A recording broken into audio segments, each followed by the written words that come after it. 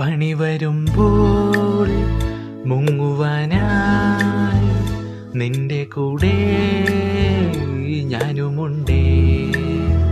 വീട്ടിൽ നിന്ന് തുരത്തും നേരം നമ്മൾ രണ്ടും മാത്രമാവും.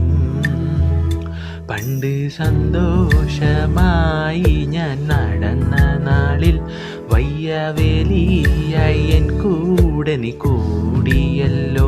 വഴിയെ പോകുന്ന പണിയെല്ലാം വലിച്ചെടുക്കാൻ കയ്യിലഞ്ച് പൈസയില്ല. പ്ലാനിങ്ങിനോ കുറവുമില്ല.